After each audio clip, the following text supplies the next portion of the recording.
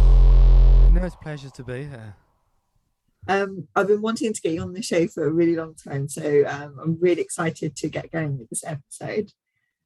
You have got a really impressive kind of like background leading up to being a yoga professional. I'm just going to name a couple of things because I'm sure the list is much longer than what I've got here. So you're a law graduate. You've spent a lot of time in the boxing ring, traveled, managed youth hubs and event spaces. When was that moment that you thought, right, I'm going to be a yoga teacher or yoga instructor? Yes, I like the word teacher. The rationale being, and yeah, some people like instructor. For me, I'm not instructing anyone. I'm educating. I'm an educator. I don't feel like I'm telling people what to do, and my way is the only way.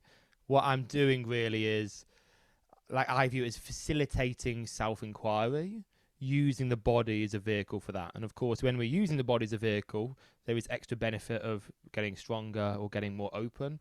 But I don't see myself as an instructor at all, really. But yeah, you wouldn't know that, so all good. Yeah, but I think there's people say instructor, teacher, guru, yoga master. I think teacher is what I aspire to be, and what I inspire the people I train to be teachers to be. I want to almost see themselves as teachers or as educators. I still don't know if I want to be a full time yoga teacher. I'm not sure yet. Like my rationale is, you do the thing that feels right at the time that can sustain the level of income that you require at the time. So when I did my teacher training, I did it just to increase my knowledge. That at that point, I wasn't doing law anymore. That was long gone, but I was kind of in the non-profit sector. Sorry, and I was doing yoga and I'd been doing it for a long time. And I just thought, well, let's learn more. Let's do a teacher training solely for that reason. And at that time, I was managing these buildings and had access to space, like lots of space. So I, just as part of my practice, just started teaching friends and family, like cheap classes, and realised, well, actually, I quite like it, and I seem to be vaguely competent at it. And over time, I got offered classes, and it built. And at one point, I still had my kind of fairly significant full-time job, and was teaching maybe 10 classes a week, which is a lot, like a hell of a lot. And then eventually I realized, actually, I don't want to teach. No, I don't want to work in non-profit anymore. I became a bit disenchanted with the sector. I didn't really know what I wanted to do, but I thought, well, I'm making money doing yoga. Let's carry on doing that just to bring some money in. But eventually, 10 classes turned into 20, and I ended up doing some consultancy work, using the different skills I'd acquired in kind of operations to help some yoga studios.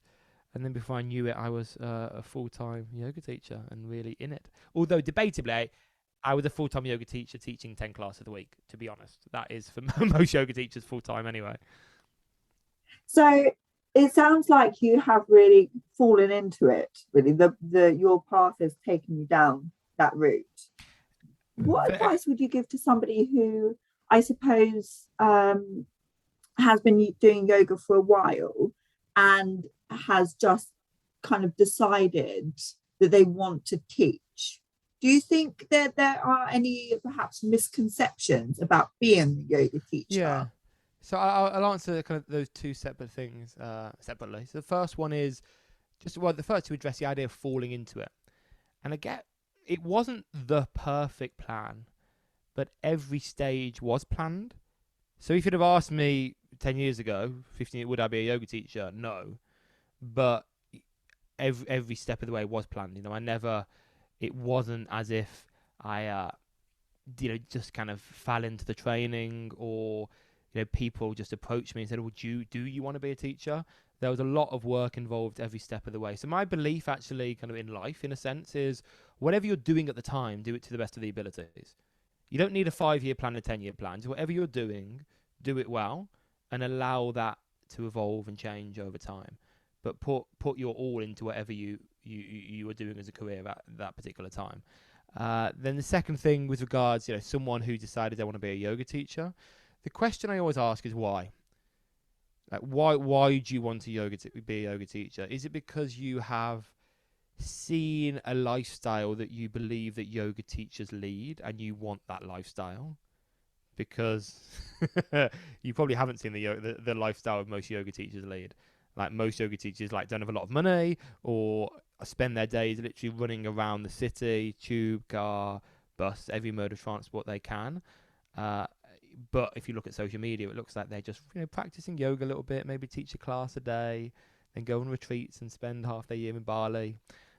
So I'd say that's the first question: is do you want to be a teacher? Do you want to be an educator, or do you want the life you think that is linked with that? And my biggest tip to like any new student is first practice yoga for a long time. Like notice the effect that yoga has on you, a long-term practice. Over that time, the style of yoga you do will probably change multiple times. If you really want to learn more, then maybe do some workshops, change some teachers up, go to studios with some more experienced teachers. And then if you really feel like there is a thirst that hasn't been quenched yet, then maybe do a training as well to get extra knowledge. But I think a long-term yoga practice is fundamental. Yoga studios, yoga teacher trainings are a big source of their income. So they're incentivized to get as many people to do a teacher training as possible, of course. Nothing wrong with that. They need to make money. But often I object to the way trainings are sold. Like, do this training to change your life, change career, do this life changing. It's all kind of oversold.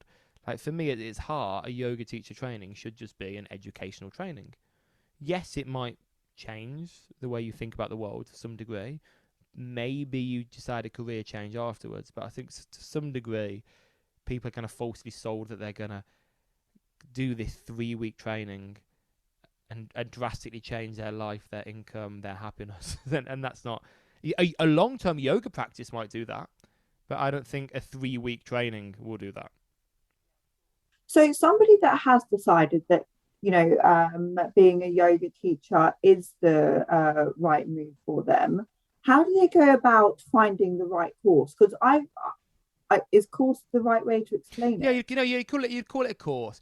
One thing I would add is a lot of people that do a yoga teacher training have never taught anything before, uh, which is fine. So I think it's very hard to know if you want to be a yoga teacher until you've taught yoga, because well, as with anything, like to like practicing yoga is a completely different ball game to like and enjoy and be good at teaching yoga. Completely different things.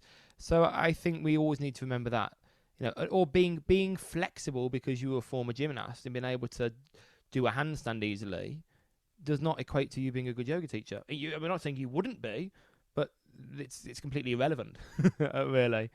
And the next question you said is finding the course. So if you're a yoga student and you've only done yoga for a little bit, maybe a year, and you've been mainly to one studio, it's going to be very hard for you to know what kind of course you like because you haven't been exposed to that much yoga and that many teachers. And what you'll probably fall into is just doing the course that the yoga studio you go to provides. If, however, you've had a longer term yoga practice, you're more likely to have experienced different trainings, different workshops, different teachers, different studios, different styles of yoga. And then you're more likely to really know what resonates with you most and what you would like most. The next thing to consider, I think, once you've worked out your style that you might like, is really try and understand who is teaching that training. Because really anyone can set up a teacher training. Anyone. Even someone who isn't a qualified teacher could set up. There is no proper governing body. There are things like the Yoga Alliance, etc. To some degree, they are elaborate insurance bodies. They do more than that, but there is no one governing body that looks at the courses, that vets the teachers. It's all quite loose. So you need to be very careful and really work out who is teaching that training. Where did they learn? How long have they even been teaching for? Are they relatively new teachers themselves? And that's down to you to work that out. And the risk is, when you go to somewhere like Bali or there are so many teacher training schools, and it's very hard to find out who's who. And just because a teacher training school has been there for a long time doesn't necessarily mean it's good. It could just be that they're just churning people out. So that would be my advice: is research as much as you can who the individuals are that are actually teaching the training and what their lineage is and what their background is and where have they taught in the past.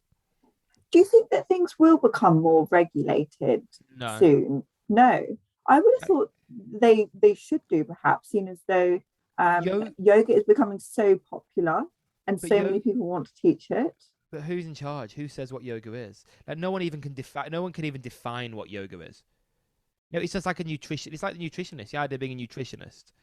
Who really defines what a nutritionist is? There's so many courses that offer different things, and so many people can call themselves nutritionists from a 5-hour course to a 2-year course. Uh, people can't even define yoga. There are so many different yoga styles, and I think who is to say what is right and wrong? Of course, with regards anatomy, I think there should be a lot more regulation in terms of what people are actually teaching and just understanding of body. But I don't see how there really can be, unfortunately, I suppose because it goes back to what you were saying just a moment ago about getting or practicing and knowing the teachers that you're going to. I suppose if you build up a relationship with that teacher and know how they teach and know their style and know how it works for you, then that's got to be some kind of benefit, right? well, of course, yeah, but you can resonate with a teacher a lot. It doesn't mean that what they're teaching is really good for you. Uh, so it's a really hard one. I don't think there really can be much regulation. I think it would be very hard, and I think who is to suddenly be in charge of yoga? who, what company can or what organization can say, well, actually, we're the boss of yoga now. This is what yoga is, and if that was That the would be case, questionable, I suppose. Who's yeah, taking yeah, over? who's taken over? But even just defining yoga and what is yoga method? Ashtanga yoga completely different to yin. It's not the same as. I'm trying to think of something comparable. Well, who's a dance? Yeah, let's say dance even. What is a dance? Is there someone that says someone can be a dance teacher or not? Of course, you can do different courses and different trainings. Uh, it's hard. So what you have to look at is who someone is trained with. Even Pilates, uh, who decides that? I guess the only factor is insurance.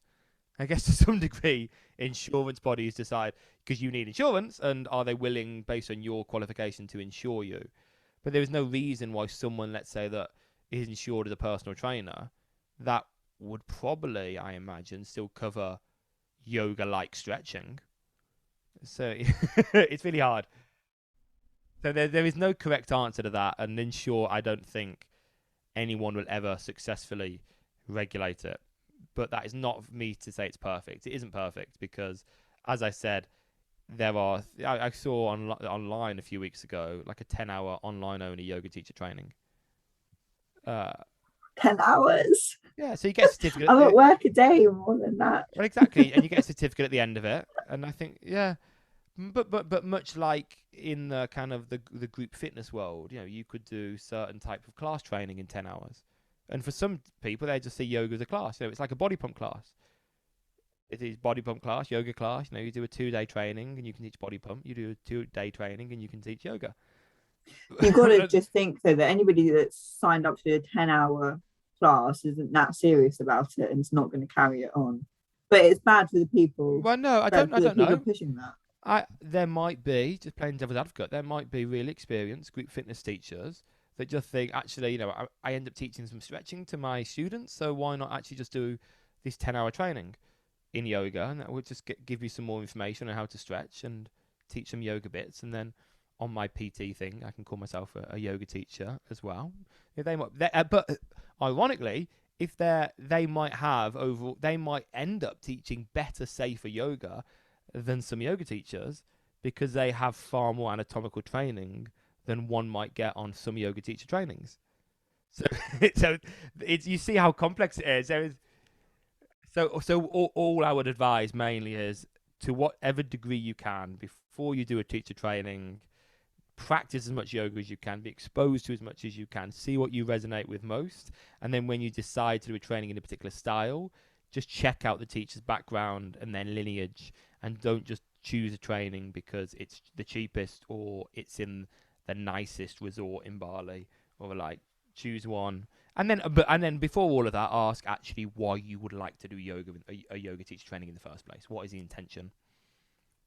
So, for anybody that's listening that's not familiar with your style of practice, can you just explain what your area of specialism is and why did you choose to focus on this style? Yeah, so I teach Vinyasa yoga, which is very non-prescriptive. So unlike, let's say, Ashtanga, where they're with a primary series, or Bikram, where with a set sequence, Vinyasa yoga really changes based on who's teaching it. So someone with a contemporary dance background, it might be more kind of flowy, with a particular genre of music. For me, it's more of an education of the body. There is movement with breath, but I'm really thinking about what is the body doing, what's opening, what's engaging, what's stabilizing in every pose. And I try and take the yoga tradition and combine it with contemporary understanding of the body. We live in a world now where there are thousands of yoga teachers. In London, there's probably tens of thousands. We don't need to be everything to everyone. We're not the only yoga teacher in the village. So I think we can kind of carve out a niche. And my niche is really making sure that people, when they practice yoga, are doing so in a way that is safe and sustainable for their body. Do I think that means it's less spiritual? Yes, it's less overtly spiritual in that I'm not necessarily talking about Vedic scriptures or gods or alike, but through really intense inquiry into breath, into the narratives playing inside your mind while you practice, I think it actually can be a spiritual experience because you are connecting with the most tangible part of the universe that we have access to, which is our own bodies. And I think to connect with something greater than ourselves, it starts with connection to ourselves. So just going back to things that you've done in the past, how do you think having a degree, but specifically a law degree, has impacted your yoga practice, but then also your business on a whole, if you think it has? Has it impacted my yoga practice? I don't think it's impacted my practice. I think a practice is its own thing that affects you as a person. But I think having a law degree and spending years being quite analytical and asking why has allowed me to, I guess, intelligently and carefully build my yoga business, as it were. Even down to being able to formulate relatively good emails and read contracts and the like. And it's affected my yoga teaching style in that I need to know why. It's not enough for someone to say to me, "Do this because I say so." I like to ask questions. And to some degree, my amount of questions increasingly outnumbers my amount of answers. But I think that's a good thing, and that's what I want to cultivate in all of my students. Like, don't believe me, ask why. Yeah. I think that's a really good way of looking at it. But by asking why with little things, I think it gives you a complete picture of just the complete surrounding, if that makes sense. All these little whys add up.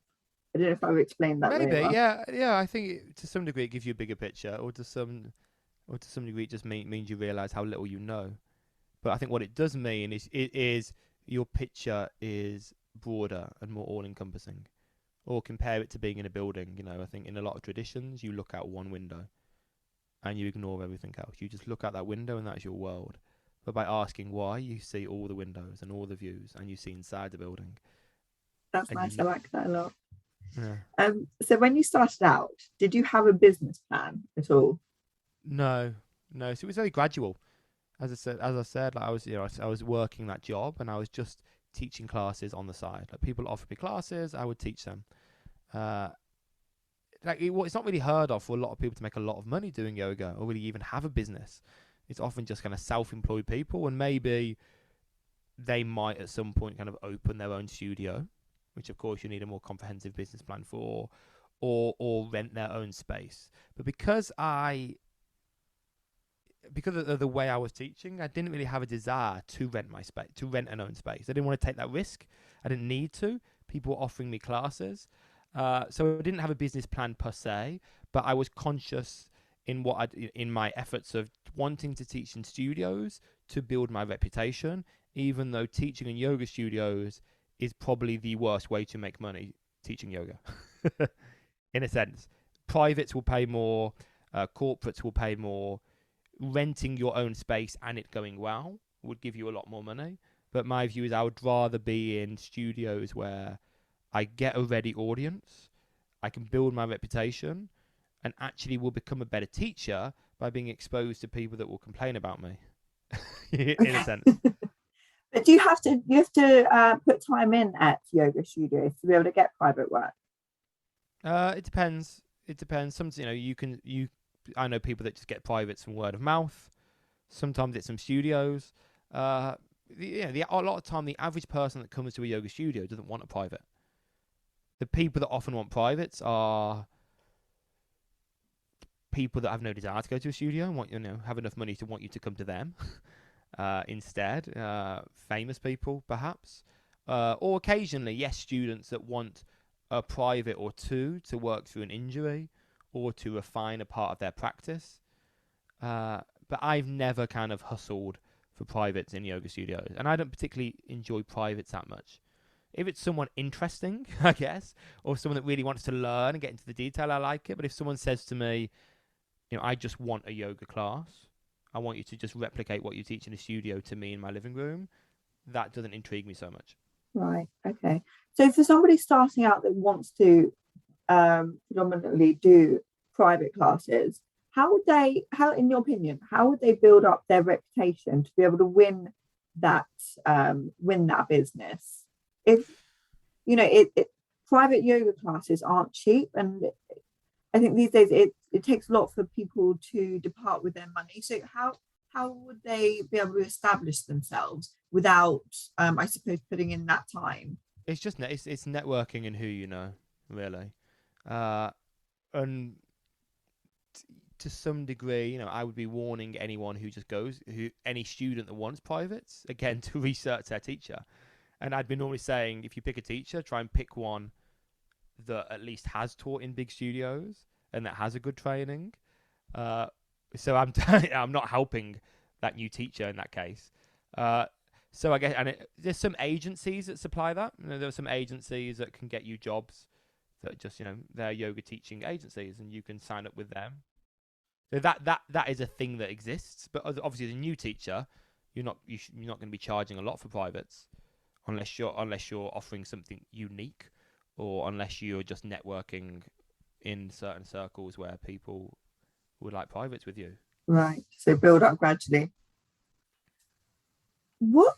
So you didn't have a business strategy or business plan. What do you think were the key decisions, and maybe that took you from, I don't know, you newly qualified yoga instructor to teaching in world's top yoga studios and being featured in international media? Did you put anything in the time, or something really special that, I suppose, your unique selling point? The thing that made me successful is a willingness to work hard. Of course, you can't account for competence. Like, for whatever reason, I seem to be competent at teaching yoga. I say things that people resonate with.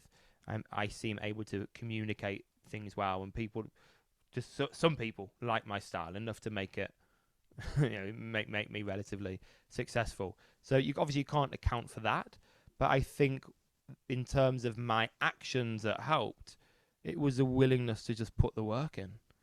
At one point, I was teaching 26 classes a week, not just for finances, but practicing. I was practicing teaching yoga. This is years ago now, posting 6 Instagram photos a day. How many? 6, obscene, like 6 photos a day. I was putting, at the time, of people like saying, "Oh, you can't post yoga photos. That's not real yoga." All these people that said that now have Instagram accounts. Yeah, of But course. lots of criticism. Oh no, it's not real yoga if you're posting photos of your practice. But I was just willing to put the work in, and Do you I was know what? willing. Posting 6 social media photos a day, that is a lot of work in itself. That takes a lot of time. I don't know if people realize how long it actually takes to do that. So Yeah, combine that with all the classes that you were doing. yeah, it was. Yeah, so teaching a bucket load of classes and doing the consultancy work, free. Doing stuff for free. People always say, "Oh, well, I don't work for what's exposure," and I agree. Once you're experienced and known, you shouldn't work solely for exposure. You've got to weigh it up. But when you're a new teacher and no one knows you, exposure the good thing. exposure is a very useful thing because you would pay for that. You know, when I was teaching in Lululemon shops, you know, it was for exposure and maybe a pair of shorts, and it was for basically for free. But teaching 50 people in Lululemon was a good thing because some of them would come into my classes and build my reputation, build my social media, etc. So I think we need to consider that sometimes doing something for free for exposure is a fair exchange. Yeah. If you I, if you would if you would pay for that exposure. yeah, yeah, of course. I suppose as well, you're also getting a lot of practice in there, not just only with, your own yoga, but with teaching different kinds of people and getting your teaching practice in. Exactly. And then as the career grew, I still put the work in. I was at one point still teaching 20 classes a week, and then often on the weekend like teaching in Chelsea, then jumping on a plane, like flying to Dublin and teaching a class when I landed in Dublin, then two classes the next day, then flying back home, getting to bed at like 1 o'clock in the morning on the Monday, then waking up Monday morning and then carrying on teaching. So, on Instagram, it might look like I had this like dream lifestyle of teaching internationally every weekend. In reality, yeah, I was, but it was literally running in and out airports, not seeing cities, etc. So yeah, always putting the work in. I think that was it. Beyond individual factors, which of course can't be replicated. The key was for me just putting the work in and just constantly hustling. Do you find that can become quite stressful? Yeah, And if so, how do you handle that stress? yoga helps. It does. You do apply uh, that in your everyday life. yeah, well, I think it's just an effect. It's almost like you're not applying it. I think if you did it for long enough, it changes your way of being. But it is stressful. Like I didn't enjoy massively, teaching every day, running around London, then jumping on a plane, and not having, there were times where I would go for almost like 200 days without having a day off at all. It's crazy. So was it stressful? Yes, to some degree. I'm not saying everyone should do that, but I wanted to make sure, cementing myself in, building my reputation, making some money that allows me to buy a house. Uh, there, of course, there was other ways to make money, but on the path I chose to go down, that was a way to make money, and that's Yeah. what I did. What's been your biggest challenge as a yoga teacher? Have you overcome it? I think the biggest challenge is just the time. Just alluding to what we just talked about is keeping the energy up. To teach 26 classes in a week is, well, just traveling between is hard enough. Plus the workshops, but then there is always some degree of performance in a yoga class. What you're doing sometimes is a 60 to 90-minute monologue that is animated, combined with movement, maybe some demoing and walking around. It is draining, and that is definitely not for everyone to do that. I think that sometimes people think, oh, yoga teacher life is, one class a day, and then maybe just practice a little bit after the class. But it can be far more than that, and it can be very draining. And so that is always a challenge. Being present and alert and awake, and making sure you give a good quality class, despite fatigue, despite exhaustion, and despite the things that happen in life, whether that be breakups or family bereavements and the like. You still have to carry on, and that's hard. As a yoga teacher, that's hard because you are in front of people all the time. But equally, as someone self-employed, that is a hard thing because if you stop working, the money simply stops coming in. Yeah. This is really about really doing your research about what could happen, I suppose, because I'm sure that some people might not think about what happens if you injure yourself and you suddenly can't work anymore. So yeah, do your research, I guess. So talking about, I suppose, not being able to work if you've got an injury and if you're self-employed, how much funding do you think a new yoga teacher should have saved before going full time? I don't think anyone should ever transition from full-time something to full-time yoga teacher. I think it should be a very gradual process. I think you become a full-time yoga teacher because you've got some classes and it's building up. And increasingly, I would advise teachers to always keep a second source of income. When I started teaching, there weren't even that many male yoga teachers in London. Now, whenever I teach a class, half the class seem to have a yoga teaching qualification. London is saturated with teachers, which ultimately means that the yoga teacher the fee that you get as a yoga teacher has probably gone down over the last few years, not up. It's just basic market forces. If, if there's more of something available, you don't need to pay so much for it. So I would ask people to consider that teaching yoga isn't inherently a good way to make money, and I would always recommend, if you've got other skills that you can carry on with as someone self-employed or other jobs, I would recommend that. And if it comes to a point, where you're teaching loads of classes and you're super successful and people are begging you to teach more, then maybe you consider giving up everything else. So I was listening to one of your podcasts the other day, and I think you mentioned that a couple of years ago, yoga used to be something that people did when they have an injury or were perhaps like stuck at a crossroads in their life. Now I can see that it's become like very commercial, and people are doing it they're incorporating into their fitness regimes. Why do you think that is? Like, to me, it's evolved quite rapidly. Why do you think that trend has happened? And do you see it changing at all, like in the next 5 years or so? So I think my statement initially would have been more that yoga's been known about for a long time. Obviously, it's got more and more popular in the last 6-7 years. It's more and more popular. It's been around a lot. Oh, bear with me one moment. Sure. My battery might die. We don't want my battery to die on my computer. I thought it was on charge. 1 second. Sure, take your time.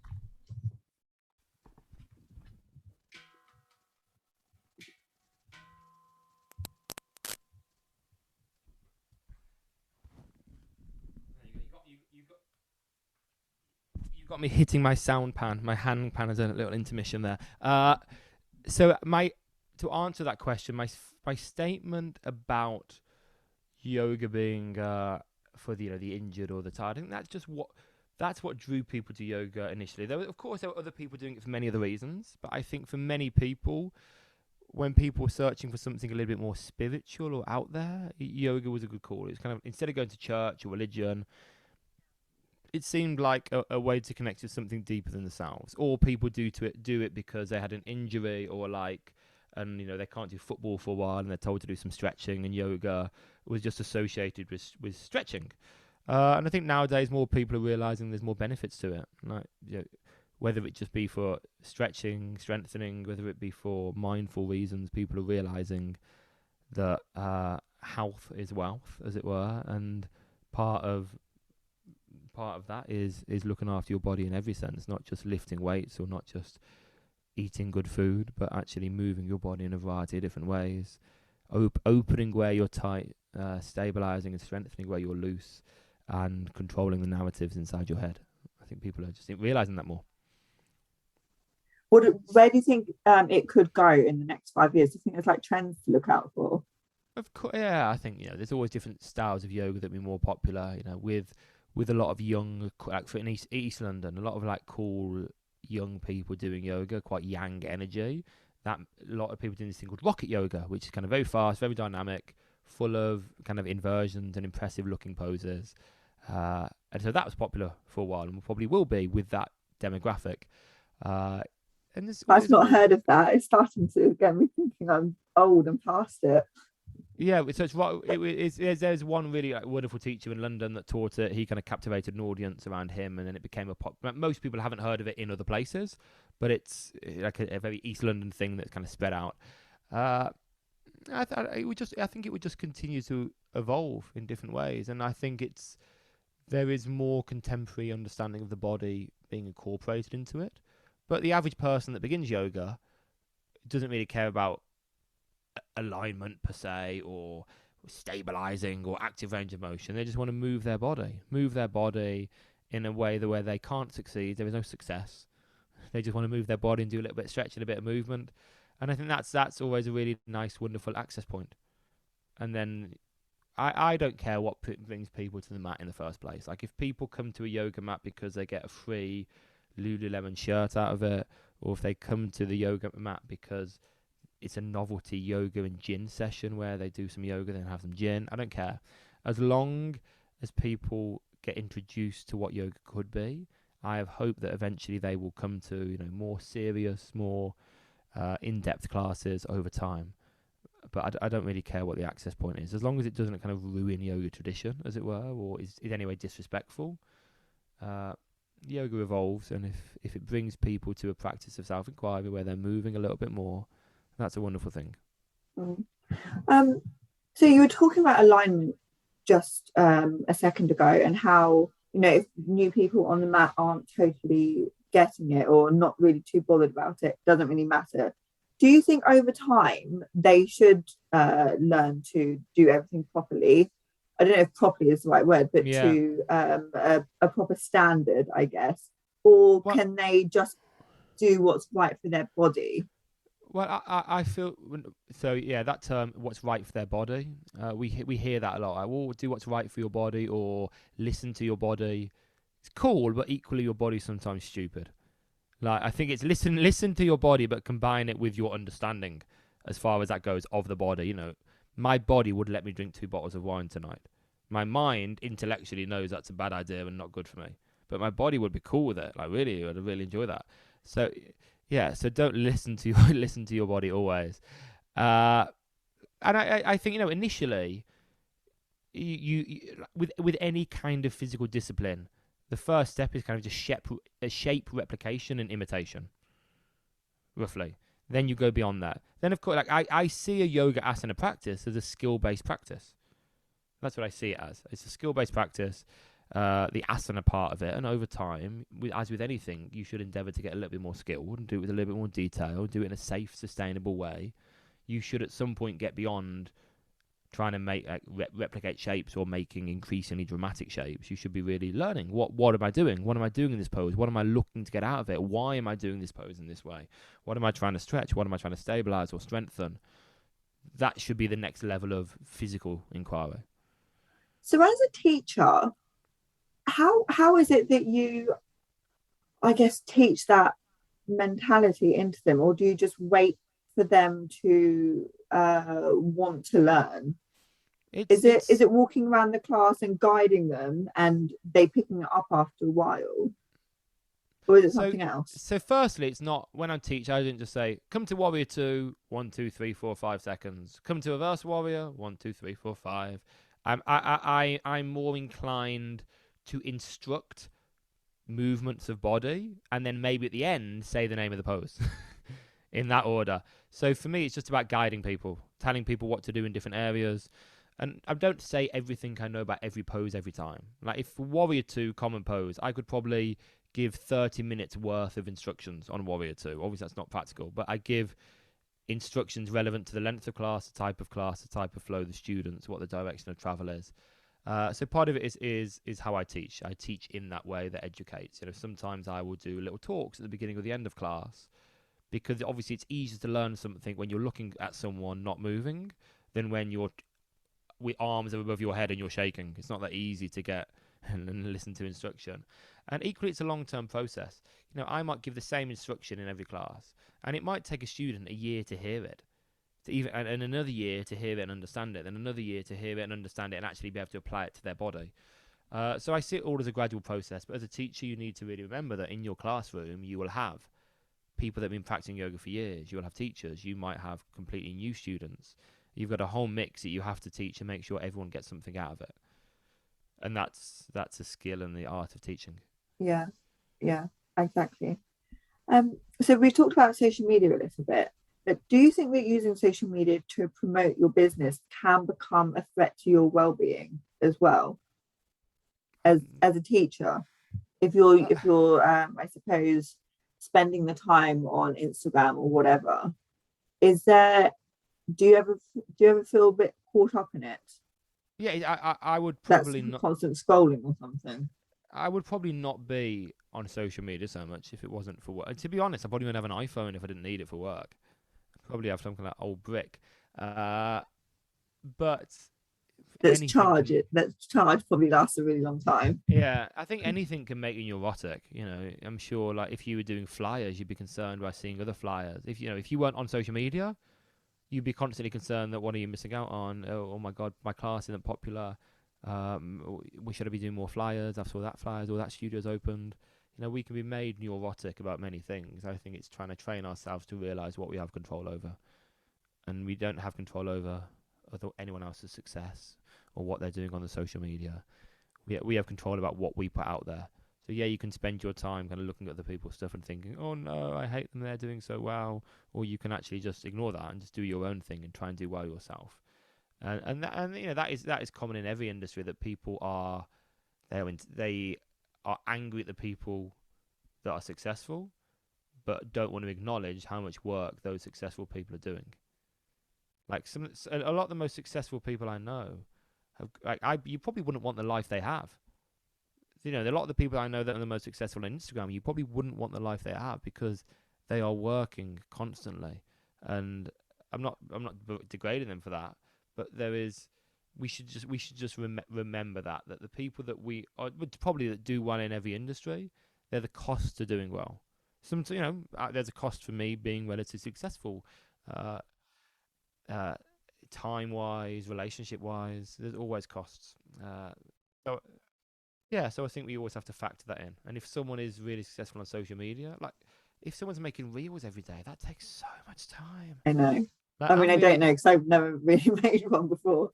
But you know what? That's why I haven't taken the time to do it properly, because we all live busy lifestyles, and doing something, I suppose, to a good standard, that takes time. Like it takes time and effort to put in. So.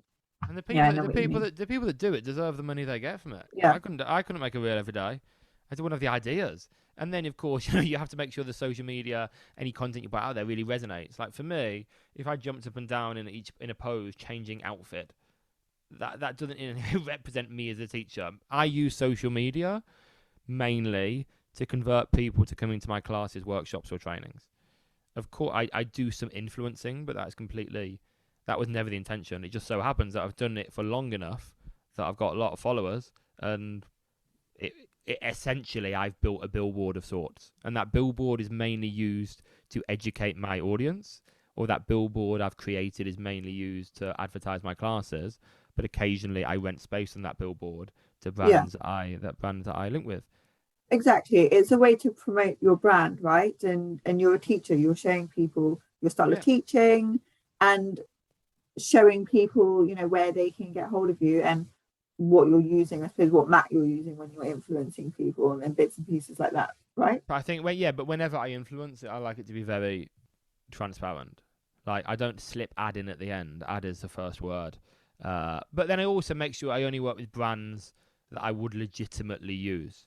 And the copy I put on is never just something from the brand. It is genuine copy that I've written that resonates with me, that just happens to link with what we're pushing in that particular post. But I try and avoid doing too much of it, because I would lose followers. I might gain more of a different type, but I want my followers to mainly be people that want to learn about my style of yoga teaching. Yeah. What advice would you give to people with very stressful jobs that want to, I suppose, try and attempt to keep a positive mindset whilst in these very stressful jobs? I would say build a long-term yoga or meditation practice, and don't expect immediate change. Do you think it helps everybody then? No, I think if someone has certain like mental health problems or disorders, meditation can make it worse. I don't think yoga necessarily can, but it depends. Like if someone has severe anxiety, and that anxiety kind of manifests in the form of them being scared about their body in some sense, being told that you stretch but don't stretch too much, that yoga can make that worse for them. So I think it's very, very much a case-by-case basis. But for a majority of people, some kind of mindfulness practice is wonderful, and some kind of movement practice is wonderful. And there's so much evidence based on the fact that doing a movement practice like Tai Chi or Pilates or yoga is recommended and has profound effects. So I'm moving to the end of the interview now. Can I give one more tip? Of course. One tip for anyone working that is quite stressed, is stressed. I've just said a long-term solution, but one thing that can really help is just observing your breath and coming back to the beginning of the next inhale. That's a really useful tip. Just observing the breath and just trying to visualize where it feels like the inhale is coming from and kind of centering yourself around that experience. I'm going to give that one a go myself. Is it true that saying namaste at the end of a group yoga class is incorrect? I don't say it. And I think actually that is, I believe, if the students say it back to you, what way around is it? If the students, if you say it to the, I think it's something to do with singular or plural. I forget which. I think it's if, I don't know. But there is, firstly, there is a technical reason that either when the students say it to you or you say it to the students, one of you is saying it wrong because it's singular or plural. But that's me being petty.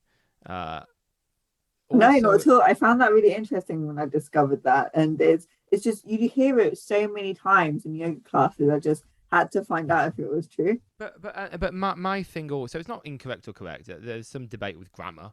But the other thing for me more so is that's not part of the way I speak. That's not part of my culture. I can be respectful of yoga tradition, but I don't need to kind of steal things unnecessarily. For me, I just want to say thank you to people. Like, thank you for coming to class. So what I end every class with just saying thank you for sharing your practice. That's it. That's all I say. Thank you for sharing your practice. And then people say thank you, or some people say namaste, or some people say cheers, or some people don't say anything at all. But that feels more right for me. And I don't think... Because, we talk about yoga tradition. Like, what really is that? Because an asana class in a studio with many people, that's not traditional yoga. Like, what... even what, Iyengar or Ashtanga yoga, which we might call traditional, most of the techniques that they do aren't that old. Of course, there are parts of yoga tradition that are hundreds and thousands of years old.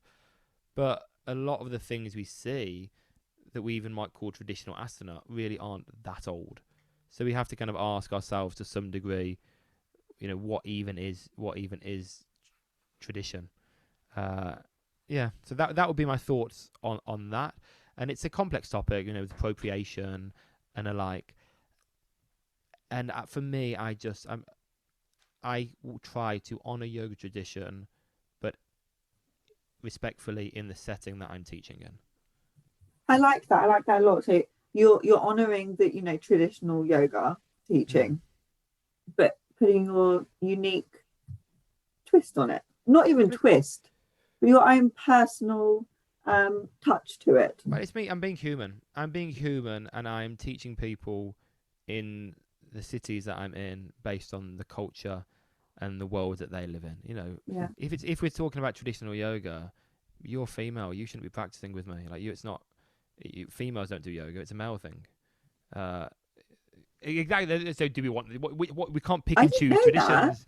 Yeah, that. Well, it would be mainly the male was practicing yoga to some form. Yeah, and it would be probably the yogis. It would be. There's so much history to it, and what do traditional yogis wear then? What should we all be wearing in yoga? Is a certain style of dress? Well, years ago, many years ago, the first yoga mat really was like a tiger skin. No. But now I'm not on board with that. But now everyone talks about veganism. Like, veganism is traditional yoga. Is it? Like, if practicing on tiger skin, that was really traditional yoga. That tiger got killed. So I'm not saying anything is right or wrong at all, but sometimes people use the word tradition, and will wear their mala beads and wear their yoga-looking attire with on their t-shirt and call themselves like traditional yoga teachers. And I think we just have to really question what is yoga and what is tradition. And that's their long questions to answer. All I want to do is make sure that people are able to, as I've said, have a practice of self-inquiry, and in some sense what I teach them makes their lives better and makes them more mindful human beings who interact with the world with more love and kindness. And on that note, I think that's a lovely way to end. the interview. Cool. So I just want to say thank you so much for being a guest. It's been great chatting to you. And how can people attend a class that you're teaching? Where are you teaching at the moment? How can people get So hold of you? in London, Try Yoga is my home studio. But if people are in Equinox, I teach in Equinox, a gym chain as well. I also teach in somewhere called Surrey Hills Physio. We've moved to Surrey now, and it's beautiful. It's in the famous Denbies wine estate. So you come out of class, and it looks like you're in the Tuscan hills. It's just grapevines everywhere. It doesn't look like you're in England. So if you're in Surrey, that's a place to go. Obviously, I'm online as well. My wife, the yoga teacher, but also teaches or leads sound journeys and is also a musician. So we have a platform on thehustlers.com, no T in Hustlers, where we have our joint offering and we film classes every week. Like, you get access to a massive back catalogue. And then we have the podcast, which is Honestly Unbalanced, where we chat to obviously a lot of yoga people, but also people who are involved in the wellness industry in the loosest sense, and actually trying to have quite real conversations about the hardships they've had, the struggles, and how they actually aren't as balanced as their social media account might suggest. Thank you so much. It's been a pleasure speaking with you, and I've learned so much. Thanks so much. Pleasure to speak, and I'll see